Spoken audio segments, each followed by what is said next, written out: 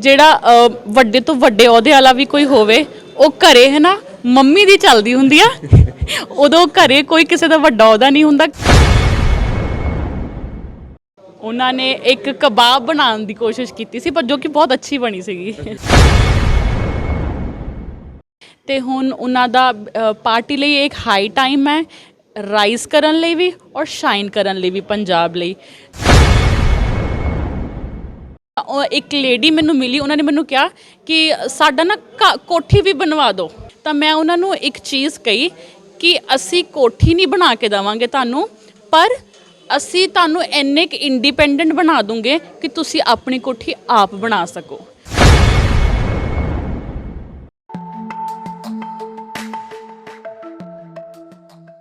ਸਾਰੇ ਸਿਆਸੀ ਪਾਰਟੀ ਦੇ ਸੀਨੀਅਰ ਨੇਤਾਵਾਂ ਦੇ ਉੱਤੇ ਡਬਲ ਜ਼ਿੰਮੇਵਾਰੀ ਹੁੰਦੀ ਹੈ। ਜਿੱਥੇ ਪਾਰਟੀ ਦੀ ਜ਼ਿੰਮੇਵਾਰੀ, ਲੋਕਾਂ ਦੀ ਜ਼ਿੰਮੇਵਾਰੀ, ਉੱਥੇ ਹੀ ਘਰ ਦੀ ਵੀ ਇੱਕ ਬਹੁਤ ਵੱਡੀ ਜ਼ਿੰਮੇਵਾਰੀ ਹੁੰਦੀ ਹੈ। ਇਸੇ ਤਰ੍ਹਾਂ ਹੀ ਅੱਜ ਪਹੁੰਚੇ ਹਾਂ ਬੀਜੇਪੀ ਦੇ ਦਫ਼ਤਰ ਵਿਜੇ ਸਾਂਪਲਾ ਜੀ ਦੇ ਦਫ਼ਤਰ ਵਿਖੇ, ਜਿੱਥੋਂ ਉਹਨਾਂ ਦੀ ਚੋਣ ਕੰਪੇਨਿੰਗ ਚੱਲ ਰਹੀ ਹੈ, ਜਿੱਥੇ ਕਿ ਪਾਰਟੀ ਦੇ ਵਰਕਰ ਤੇ ਹੋਰ ਕਾਰਿਆਕਰਤਾ ਉਹਨਾਂ ਦੀ ਕੰਪੇਨਿੰਗ ਵਿੱਚ ਹਿੱਸਾ ਲੈ ਰਹੇ ਨੇ। ਉਹਨਾਂ ਦੇ ਪਰਿਵਾਰਕ ਮੈਂਬਰ ਜਿਹੜੇ ਨੇ ਉਹ ਵੀ ਇੱਥੇ ਚੋਣ ਕੰਪੇਨਿੰਗ ਦੇ ਵਿੱਚ ਡਟੇ ਹੋਏ ਨੇ। ਸਾਡੇ ਨਾਲ ਇਸ ਵਕਤ ਮੌਜੂਦ ਹੈ ਸਾਂਪਲਾ ਜੀ ਦੀ ਬੇਟੀ ਸਿਲਕੀ ਨਾਮ ਹੈ ਜੀ ਤੁਹਾਡਾ ਨਾ? ਹਾਂਜੀ ਹਾਂਜੀ, ਸਿਲਕੀ ਨਾਮ ਹੈ ਮੇਰਾ। ਤੇ ਕਿੱਦਾਂ ਚੱਲ ਰਿਹਾ ਕਿ ਪਹਿਲਾਂ ਤਾਂ ਇਹ ਦੱਸੋ ਕਿ ਫਾਦਰ ਸਾਹਿਬ ਨੂੰ ਤੁਹਾਡੇ MLA ਟਿਕਟ ਮਿਲੀ ਆ, ਪਹਿਲਾਂ ਵੀ ਇਲੈਕਸ਼ਨ ਲੜ ਚੁੱਕੇ ਨੇ, ਕਿੱਦਾਂ ਲੱਗਦਾ, ਕਿੱਦਾਂ ਕੰਪੇਨਿੰਗ ਚੱਲ ਰਹੀ ਹੈ? ਦੇਖੋ ਹਾਂਜੀ, ਪਹਿਲਾਂ ਵੀ ਇਹ ਮਤਲਬ ਫਸਟ ਟਾਈਮ ਨਹੀਂ ਆ ਕਿ ਜਦੋਂ ਅਸੀਂ ਕੁਝ ਇੱਦਾਂ ਦਾ ਦੇਖ ਰਹੇ ਹਾਂ। ਅਸੀਂ ਬਚਪਨ ਤੋਂ ਹੀ ਇੱਕ ਪੋਲੀਟੀਕਲ ਫੈਮਿਲੀ 'ਚ ਇੱਕ ਜਨਮ ਲਿੱਤਾ ਆ। ਜਿੱਦਾਂ ਮੇਰੇ ਫਾਦਰ ਦੀ ਮੈਂ ਗਰੋਥ ਦੇਖੀ ਆ ਐਜ਼ ਅ ਸਰਪੰਚ। ਮੈਂ ਉਹਨਾਂ ਤੋਂ ਜਦੋਂ ਇਲੈਕਸ਼ਨ ਲੜੇ ਆ ਉਦੋਂ ਤੋਂ ਲੈ ਕੇ ਹੁਣ ਤੱਕ ਸਾਰੀ ਇਲੈਕਸ਼ਨਸ ਮੈਂ ਦੇਖੀਆਂ ਆ, ਕਿੱਦਾਂ ਕੰਪੇਨ ਕੀਤੀ ਆ ਉਹ ਵੀ ਦੇਖਿਆ ਆ। ਅਤੇ ਇਹ ਡਿਫਰੈਂਟ ਨਹੀਂ ਆ, ਅਸੀਂ ਪਹਿਲਾਂ ਵੀ ਕੰਮ ਕੀਤਾ ਹੈ ਇਲੈਕਸ਼ਨਸ ਦੇ ਲਈ, ਹੁਣ ਵੀ ਕੰਪੇਨ ਕਰ ਰਹੇ ਹਾਂ। ਹੁਣ ਅਸੀਂ ਥੋੜ੍ਹੇ ਮਤਲਬ ਪਹਿਲਾਂ ਮੈਂ ਦੇਖਦੀ ਹੁੰਦੀ ਸੀ, ਹੁਣ ਮੈਂ ਆਪ ਉਹਨਾਂ ਦੇ ਨਾਲ ਜੁੜ ਗਈ ਉਹਨਾਂ ਦੀ ਕੈਂਪੇਨ 'ਚ। ਅਤੇ ਬਸ ਅਸੀਂ ਆਸ਼ਾ ਕਰਦੇ ਹਾਂ ਕਿ ਅਸੀਂ ਇੱਦਾਂ ਹੀ ਮਿਹਨਤ ਕਰੀਏ, ਲੋਕਾਂ ਦੀ ਸੇਵਾ ਕਰੀਏ ਅਤੇ ਅਸੀਂ ਇੱਥੇ ਫਗਵਾੜਾ ਦਾ ਵਿਕਾਸ ਕਰੀਏ ਅਤੇ ਭਾਜਪਾ ਦੀ ਸਰਕਾਰ ਬਣਾਈਏ। ਜਦੋਂ ਪਹਿਲੀ ਵਾਰ ਸਾਂਪਲਾ ਜੀ ਨੇ ਇਲੈਕਸ਼ਨ ਲੜੀ, ਸਰਪੰਚੀ ਲੜੀ ਸੀ ਨਾ? ਹਾਂਜੀ ਸਰਪੰਚ। ਉਦੋਂ ਕਿੰਨੇ ਸਾਲ ਦੇ ਸੀ ਤੁਸੀਂ? ਉਦੋਂ ਮੈਂ 4-5 ਸਾਲ ਦੀ ਹੋਊਂਗੀ।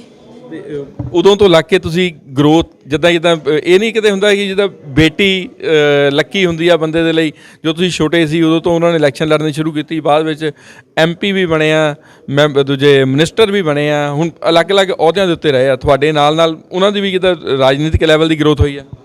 ਬਿਲਕੁਲ। ਦੇਖੋ ਉਹਨਾਂ ਪਰਿਵਾਰ ਤਾਂ ਹਮੇਸ਼ਾ ਹੀ ਇਕੱਠਾ ਹੁੰਦਾ ਹੈ, ਚਾਹੇ ਉਹ ਬੇਟਾ ਹੋ ਚਾਹੇ ਬੇਟੀ ਹੋ, ਠੀਕ ਹੈ। ਸਾਨੂੰ ਮਤਲਬ ਬਾਈ ਗੋਡ ਗ੍ਰੇਸ ਮੈਨੂੰ ਇੱਕ ਅੱਛਾ ਪਰਿਵਾਰ ਮਿਲਿਆ ਆ ਜਿਹਨੇ ਕਦੀ ਵੀ ਭੇਦਭਾਵ ਨਹੀਂ ਕੀਤਾ ਔਰ ਜੋ ਸਾਡੀ ਇੱਛਾਵਾਂ ਸੀ ਹਮੇਸ਼ਾ ਸਾਨੂੰ ਪ੍ਰੋਵਾਈਡ ਕੀਤੀਆਂ ਆ।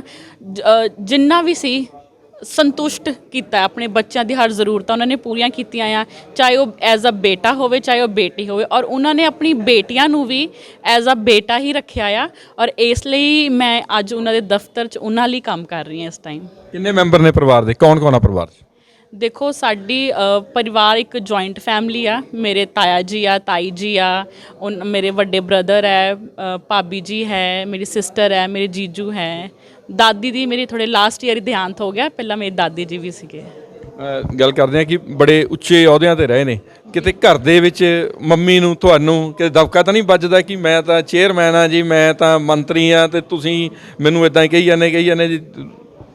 ਦੇਖੋ ਇਹ ਤਾਂ ਤੁਸੀਂ ਸੁਣਿਆ ਹੋਊਗਾ ਕਿ ਜਿਹੜਾ ਵੱਡੇ ਤੋਂ ਵੱਡੇ ਅਹੁਦੇ ਵਾਲਾ ਵੀ ਕੋਈ ਹੋਵੇ ਉਹ ਘਰੇ ਹੈ ਨਾ ਮੰਮੀ ਦੀ ਚੱਲਦੀ ਹੁੰਦੀ ਆ ਉਦੋਂ ਘਰੇ ਕੋਈ ਕਿਸੇ ਦਾ ਵੱਡਾ ਅਹੁਦਾ ਨਹੀਂ ਹੁੰਦਾ। ਘਰੇ ਸਭ normally as a family member ਰਹਿੰਦੇ ਆ। ਕਦੇ ਹਮੇਸ਼ਾ ਮੰਮੀ ਦਾ ਅਹੁਦਾ ਉੱਚਾ, ਬਾਕੀ ਸਭ ਦੇ ਨੀਵੇਂ ਅਹੁਦੇ।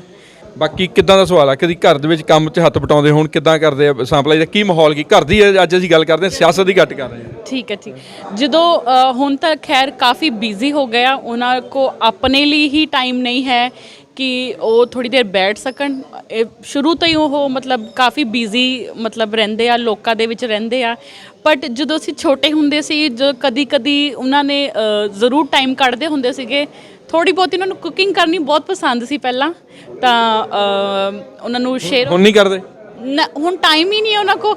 ਉਹ 10 ਮਿੰਟ ਬੈਠ ਕੇ ਖਾਣਾ ਖਾ ਲੈਣ ਉਹੀ ਬਹੁਤ। ਕੁਕਿੰਗ ਤਾਂ ਚਲੋ ਖੈਰ ਕੀ ਕਰਨੀ, ਪਰ ਹਾਂ ਇੱਕ ਵਾਰੀ ਉਹਨਾਂ ਨੇ ਲੋਕਡਾਊਨ ਜਦੋਂ ਹੁਣੀ ਹੋਇਆ ਸੀ ਕੋਵਿਡ 'ਚ, ਉਹਨੇ ਇੱਕ ਦਿਨ ਟਰਾਈ ਜ਼ਰੂਰ ਕੀਤਾ ਸੀਗਾ। ਅਤੇ ਪਰ ਜਿੰਨਾ ਵੀ ਹੈ ਵਧੀਆ। ਕੀ ਬਣਾ ਕੇ ਖਿਲਾਇਆ ਸੀ?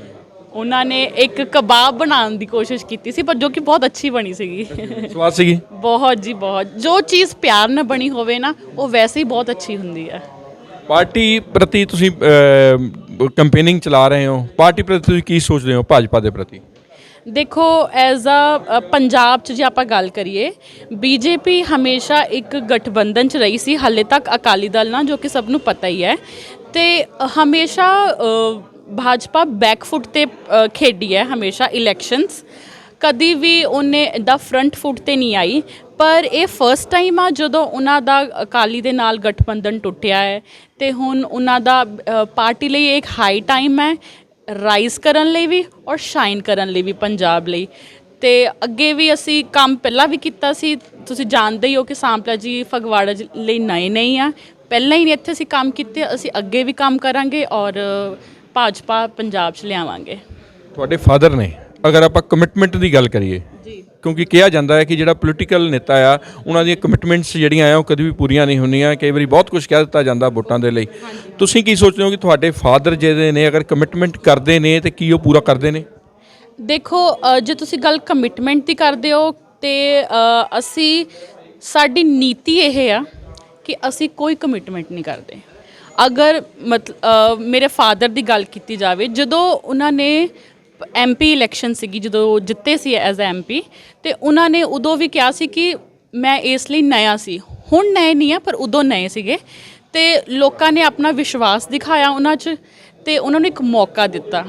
ਉਦੋਂ ਵੀ ਉਹਨਾਂ ਨੇ ਕੋਈ ਪ੍ਰੋਮਿਸ ਨਹੀਂ ਕੀਤਾ ਸੀ ਕਿ ਅੱਛਾ ਜੀ ਮੈਂ ਤੁਹਾਨੂੰ ਆਹ ਦਊਂਗਾ, ਜਿੱਦਾਂ ਬਾਕੀ ਪਾਰਟੀਆਂ ਕਰਦੀਆਂ ਕਿ ਅਸੀਂ ਤੁਹਾਨੂੰ ਮੋਬਾਈਲ ਦਾਂਗੇ, ਲੈਪਟਾਪ ਦੇਵਾਂਗੇ, ਇਹ ਦੇਵਾਂਗੇ, ਉਹ ਦੇਵਾਂਗੇ। ਐਸਾ ਕੋਈ ਸਾਡਾ ਨਹੀਂ ਆ। ਜਦੋਂ ਅਸੀਂ MP ਬਣ ਕੇ ਇੱਥੇ ਫਗਵਾੜੇ ਆਏ, ਠੀਕ ਹੈ, ਲੋਕਾਂ ਨੇ ਆਪਣੀ ਸਮੱਸਿਆ ਦੱਸੀ ਕਿ ਇੱਥੇ ਫਗਵਾੜਾ ਦਾ ਜਿਹੜਾ ਪੁਲ ਹੈ ਉਹ ਮਿੱਟੀ ਵਾਲਾ ਪੁਲ ਬਣਨ ਲੱਗਾ ਸੀ।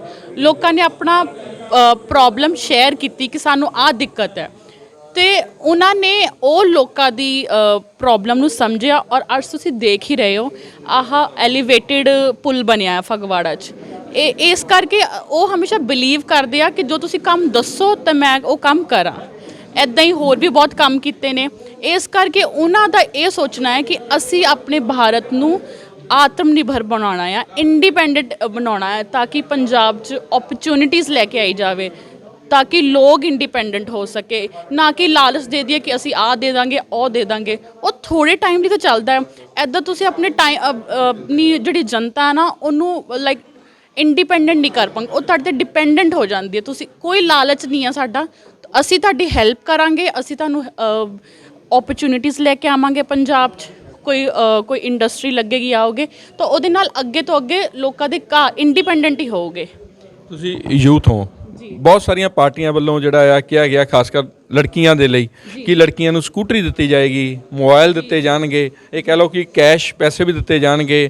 ਅਗਰ ਕਿਹੜੀ ਕਲਾਸ ਵਿੱਚ ਪੜ੍ਹਦੇ ਆ ਉਸ ਹਿਸਾਬ ਨਾਲ ਪੈਸੇ ਦਿੱਤੇ ਜਾਣਗੇ। ਹਰ ਮਹਿਲਾ ਨੂੰ ਘਰ ਵਿੱਚ ਪੈਸੇ ਦਿੱਤੇ ਕੀ ਲੱਗਦਾ ਹੈ ਕਿ ਜਿਹੜਾ ਯੂਥ ਆ ਉਹ ਇੱਦਾਂ ਦੀਆਂ ਜਿਹੜੀਆਂ ਲੁਭਾਣੇ ਵਾਅਦੇ ਆ ਉਹਨਾਂ ਦੇ ਉੱਤੇ ਵਿਸ਼ਵਾਸ ਕਰਦਾ ਹੈ?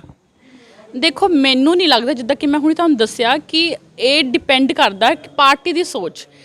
ਇਹ ਸਿਰਫ ਬਾਕੀ ਪਾਰਟੀ ਤਾਂ ਇਹੀ ਸੋਚਦੀ ਕਿ ਚਲੋ ਜੀ ਤੁਸੀਂ ਆ ਦੇ ਦਿਓ। ਜਿੱਦਾਂ ਰੀਸੈਂਟਲੀ ਕਾਂਗਰਸ ਪਾਰਟੀ ਨੇ ਕੀਤਾ ਸੀ ਜੀ, ਲੇਡੀਜ਼ ਫ੍ਰੀ ਕਰ ਦਿਓ ਬੱਸਾਂ ਲਈ, ਠੀਕ ਹੈ। ਉਹਦੇ ਨਾਲ ਕੀ ਹੋਇਆ? ਦੁਨੀਆ ਪਰੇਸ਼ਾਨ ਹੀ ਹੋਈ। ਇੱਕ ਪਾਸੇ ਅਸੀਂ ਗੱਲ ਕਰਦੇ ਹਾਂ ਕਿ ਜੈਂਡਰ ਇਕੁਐਲਿਟੀ ਦੀ, ਦੂਸਰੇ ਪਾਸੇ ਅਸੀਂ ਉਹੀ ਕਰ ਰਹੇ ਕਿ ਅੱਛਾ ਇਹਨਾਂ ਨੂੰ ਫ੍ਰੀ, ਉਹਨੂੰ ਨਹੀਂ ਫ੍ਰੀ।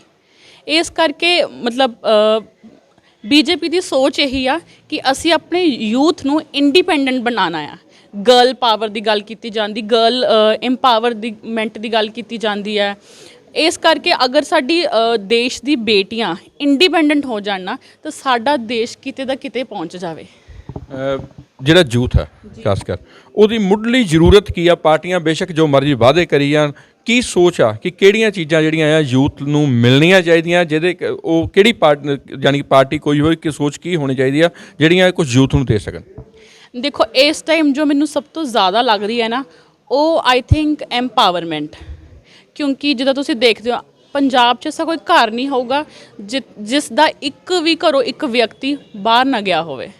ਇਸ ਕਰਕੇ ਉਹ ਕਿਉਂ ਜਾ ਰਹੇ ਆ, ਕਿਉਂਕਿ ਮੈਨੂੰ ਲੱਗਦਾ ਕਿ ਉਹਨਾਂ ਨੂੰ ਲੱਗਦਾ ਕਿ ਸ਼ਾਇਦ ਇੱਥੇ ਇੰਨਾ ਐਕਸਪੋਜ਼ਰ ਨਹੀਂ ਆ, ਠੀਕ ਹੈ, ਇੱਥੇ ਜਿਹੜਾ ਕੰਮ ਹੈ ਉਹਦੀ ਸ਼ਾਇਦ ਐਮਪਾਵਰਮੈਂਟ ਨਹੀਂ ਆ ਇੰਨੀ। ਅਤੇ ਅਗਰ ਦੇਖੋ ਜਦੋਂ ਅਸੀਂ ਗੱਲ ਹੀ ਕਰ ਰਹੇ ਹਾਂ ਕਿ ਅਗਰ ਭਾਜਪਾ ਆਉਂਦੀ ਹੈ ਇੱਥੇ ਅਤੇ ਅਸੀਂ ਕੋਈ ਪਲਾਂਟ ਕੋਈ ਹੋਵੇ, ਕੋਈ ਫੈਕਟਰੀ ਇੰਡਸਟਰੀ ਕੋਈ ਵੀ ਹੋਵੇ, ਅਗਰ ਕੁਛ ਇੱਦਾਂ ਦਾ ਲੱਗਦਾ ਹੈ ਤਾਂ ਉਹਦੇ ਨਾਲ 4 ਘਰ ਚੱਲਦੇ ਹੀ ਆ। ਲੋਕਾਂ ਨੂੰ ਇੱਕ ਕੰਮ ਦਾ ਮੌਕਾ ਮਿਲਦਾ ਹੈ ਕਿ ਇੱਕ ਐਕਸਪਲੋਰ ਕਰਨ ਦਾ, ਕੋਈ ਫੀਲਡ ਹੋਵੇ ਕੁਛ ਵੀ ਹੋਵੇ। ਤਾਂ ਮੈਨੂੰ ਲੱਗਦਾ ਕਿ ਅਗਰ ਇੱਦਾਂ ਦੀ ਕੋਈ ਚੀਜ਼ ਆਵੇ ਤਾਂ ਉਹਦੇ ਨਾਲ ਇੰਪਲੋਇਮੈਂਟ ਹੀ ਵੱਧਦੀ ਆ, ਉਹਨਾਂ ਕੁਛ ਬੁਰੀ ਚੀਜ਼ ਤਾਂ ਨਹੀਂ ਹੈ। ਅਸੀਂ ਆਪਣੇ ਪੰਜਾਬ 'ਚ ਥੋੜ੍ਹਾ ਹੋਰ ਐਕਸਪੋਜ਼ਰ ਦਈਏ ਬੱਚਿਆਂ ਨੂੰ, ਅੱਜ ਕੱਲ੍ਹ ਜਿਹੜਾ ਆਉਣ ਵਾਲਾ ਕੱਲ੍ਹ ਹੈ ਉਹਨੂੰ ਥੋੜ੍ਹਾ ਹੋਰ ਐਕਸਪੋਜ਼ਰ ਦਈਏ ਤਾਂ ਕਿ ਜਿਹੜੇ ਲੋਕ ਬਾਹਰ ਜਾ ਰਹੇ ਐਟਲੀਸਟ ਥੋੜ੍ਹਾ ਘੱਟ ਹੋ ਜਾਈਏ, ਕਿ ਥੋੜ੍ਹਾ ਬੈਟਰ ਫਿਊਚਰ ਉਹਨਾਂ ਲਈ ਇੱਥੇ ਹੋ ਸਕੇ। ਤੁਸੀਂ ਡੋਰ ਟੂ ਡੋਰ ਵੀ ਕਰਨ ਜਾਓਗੇ, ਪ੍ਰਚਾਰ ਕਰਨ ਜਾਓਗੇ, ਸਪੋਜ਼ ਕਰ ਲਓ ਤੁਸੀਂ ਕਿਸੇ ਘਰ ਦਾ ਬੈਲ ਖੜਕਾਈ ਆ, ਡੋਰ ਟੂ ਡੋਰ ਕਰ ਰਹੇ ਹੋ, ਉਹ ਬਾਹਰ ਆ ਕੇ ਤੁਹਾਨੂੰ ਇਹ ਪੁੱਛਣ ਕਿ ਤੁਹਾਡੇ ਪਿਤਾ ਜੀ ਨੂੰ ਵੋਟ ਕਿਉਂ ਦਿੱਤੀ ਜਾਵੇ, ਕੀ ਖਾਸੀਅਤ ਹੈ, ਕਿਉਂ ਜਿਹੜਾ ਹੈ ਉਹਨਾਂ ਨੂੰ ਚੁਣਿਆ ਜਾਵੇ, ਤੁਸੀਂ ਕੀ ਕਹੋਗੇ? ਦੇਖੋ ਮੈਂ ਡੋਰ ਟੂ ਡੋਰ ਕਰਨ ਗਈ ਵੀ ਹਾਂ, ਮੈਂ ਕੱਲ੍ਹ ਵੀ ਗਈ ਸੀ, ਪਰਸੋਂ ਵੀ ਗਈ ਸੀ ਔਰ ਅੱਜ ਵੀ ਜਾਣ ਵਾਲੀ ਹਾਂ। ਅਤੇ ਜਦੋਂ ਅਸੀਂ ਜਾਂਦੇ ਹਾਂ ਸਾਨੂੰ ਅਲੱਗ-ਅਲੱਗ ਕਿਸਮ ਦੇ ਲੋਕ ਮਿਲਦੇ ਨੇ ਜਿਨ੍ਹਾਂ ਦੀ ਅਲੱਗ-ਅਲੱਗ ਸੋਚਣੀ ਹੁੰਦੀ ਆ ਔਰ ਅਲੱਗ-ਅਲੱਗ ਵਿਊ ਪੁਆਇੰਟ ਵੀ ਹੁੰਦੀ ਆ। ਉਹ ਆਪਣੀ ਜਗ੍ਹਾ ਬਿਲਕੁਲ ਸਹੀ ਹੈ, ਪਰ ਸਾਡਾ ਕੰਮ ਹੈ ਉਹਨਾਂ ਨੂੰ ਦੱਸਣਾ। ਜਿੱਦਾਂ ਕਿ ਮੈਂ ਗਈ, ਕਾਫੀ ਲੋਕ ਕਹਿੰਦੇ ਆ ਕਿ ਹਾਂ ਮਤਲਬ ਆਉਂਦੇ ਆ ਵੋਟ ਦੇ ਟਾਈਮ ਆਉਂਦੇ, ਉਸ ਤੋਂ ਬਾਅਦ ਭੁੱਲ ਜਾਂਦੇ ਆ, ਇੱਦਾਂ ਦਾ ਕੁਛ ਨਹੀਂ ਹੁੰਦਾ, ਵਾਅਦੇ ਕਰ ਦਿੰਦੇ। ਮੈਂ ਉਹਨਾਂ ਨੂੰ ਕੱਲ੍ਹ ਵੀ, ਮੈਨੂੰ ਚੰਗੀ ਤਰ੍ਹਾਂ ਯਾਦ ਹੈ, ਕੱਲ੍ਹ ਮੈਂ ਗਈ ਤਾਂ ਇੱਕ ਲੇਡੀ ਮੈਨੂੰ ਮਿਲੀ, ਉਹਨਾਂ ਨੇ ਮੈਨੂੰ ਕਿਹਾ ਕਿ ਸਾਡਾ ਨਾ ਕੋਠੀ ਵੀ ਬਣਵਾ ਦਿਓ, ਕੋਠੀ ਬਣਵਾ ਦਿਓ। ਉਹਨਾਂ ਨੇ ਮੈਨੂੰ ਇਹ ਗੱਲ ਕਹੀ ਤਾਂ ਮੈਂ ਉਹਨਾਂ ਨੂੰ ਇੱਕ ਚੀਜ਼ ਕਹੀ ਕਿ ਅਸੀਂ ਕੋਠੀ ਨਹੀਂ ਬਣਾ ਕੇ ਦੇਵਾਂਗੇ ਤੁਹਾਨੂੰ, ਪਰ ਅਸੀਂ ਤੁਹਾਨੂੰ ਇੰਨੇ ਕੁ ਇੰਡੀਪੈਂਡੈਂਟ ਬਣਾ ਦੂੰਗੇ ਕਿ ਤੁਸੀਂ ਆਪਣੀ ਕੋਠੀ ਆਪ ਬਣਾ ਸਕੋ। ਕਿਉਂਕਿ ਅਗਰ ਉਹਨਾਂ ਨੇ ਮੈਨੂੰ ਕਿਹਾ ਆਪਣੀ, ਉਹਨਾਂ ਨੇ ਦੱਸੇ ਕਿ ਹਾਂ ਚਾਹੇ ਜਿੱਦਾਂ ਜੋ ਵੀ ਸੋਚ ਕੇ ਕਿਹਾ ਹੋਵੇ ਉਹਨਾਂ ਨੇ, ਪਰ ਮੈਂ ਉਹਨਾਂ ਨੂੰ ਆਪਣਾ ਇੱਕ ਵਿਊ ਪੁਆਇੰਟ ਦੱਸਿਆ ਕਿ ਅਸੀਂ ਸਿਰਫ ਤੁਹਾਡੀ ਹੈਲਪ ਕਰ ਸਕਦੇ ਹਾਂ ਕਿ ਤੁਸੀਂ ਇੰਨੇ ਕੁ ਇੰਡੀਪੈਂਡੈਂਟ ਹੋਵੋ ਕਿ ਤੁਸੀਂ ਕਰ ਸਕਦੇ ਹੋ ਆਪ। ਅਗਰ ਅਸੀਂ ਪਹਿਲੇ ਹੀ ਲਾਲਚ ਦੇਈ ਜਾਵਾਂਗੇ ਕਿ ਹਾਂ ਕੋਈ ਗੱਲ ਨਹੀਂ ਜੀ ਤੁਸੀਂ ਵੋਟ ਪਾ ਦਿਓ ਤੁਹਾਡੀ ਕੋਠੀ ਬਣ ਜੂਗੀ, ਤਾਂ ਫਿਰ ਮੈਨੂੰ ਨਹੀਂ ਲੱਗਦਾ ਕਿ ਉਹ ਕਦੀ ਵਿਕਾਸ ਹੋ ਸਕਦਾ ਹੈ। ਫਿਰ ਇੱਦਾਂ ਤਾਂ ਹਮੇਸ਼ਾ ਜਿਹੜਾ ਦੇਸ਼ ਹੁੰਦਾ ਉਹ ਪਿੱਛੇ ਹੀ ਜਾਂਦਾ, ਅੱਗੇ ਨਹੀਂ ਵੱਧ ਪਾਉਂਦਾ, ਅਤੇ ਆਪਣਾ ਕੰਮ ਹੈ ਉਹਨੂੰ ਅੱਗੇ ਵਧਾਉਣਾ। ਥੈਂਕ ਯੂ ਜੀ। Thank you. ਇਹ ਸਨ ਸਿਲਕੀ, ਜੋ ਕਿ ਸਾਂਪਲਾ ਜੀ ਦੀ ਬੇਟੀ ਆ। ਇਹਨਾਂ ਬੜੇ ਅੱਛੇ ਵਿਚਾਰ ਸੀ ਯੂਥ ਨੂੰ ਲੈ ਕੇ ਕਿ ਬਈ ਕਿਹੜੀਆਂ ਚੀਜ਼ਾਂ ਜ਼ਰੂਰਤ ਆ। ਉਹ ਕਹਿੰਦੇ ਕਿ ਯੂਥ ਜਿਹੜਾ ਆ ਉਹ ਕਿਸੇ ਲਾਲਚ ਵਿੱਚ ਨਹੀਂ ਆਉਣਾ ਚਾਹੀਦਾ, ਜਿਹੜੇ ਲੁਭਾਣੇ ਵਾਅਦੇ ਆ ਉਹਨਾਂ ਵਿੱਚ ਨਹੀਂ ਆਉਣਾ ਚਾਹੀਦਾ। ਯੂਥ ਨੂੰ ਇਸ ਲੈਵਲ 'ਤੇ ਲਿਜਾਣਾ ਚਾਹੀਦਾ ਉਹ ਆਪਣੇ ਪੈਰਾਂ 'ਤੇ ਖੜ੍ਹੇ ਹੋ ਕੇ ਆਪਣੀ ਸਾਰੀਆਂ ਜ਼ਰੂਰਤਾਂ ਆਪ ਪੂਰੀਆਂ ਕਰ ਸਕੇ। ਕੈਮਰਾਮੈਨ ਰਮਨ ਦੇ ਨਾਲ ਹਰਮਿੰਦਰ ਸਿੰਘ ਬਸਰਾ, ਫਗਵਾੜਾ।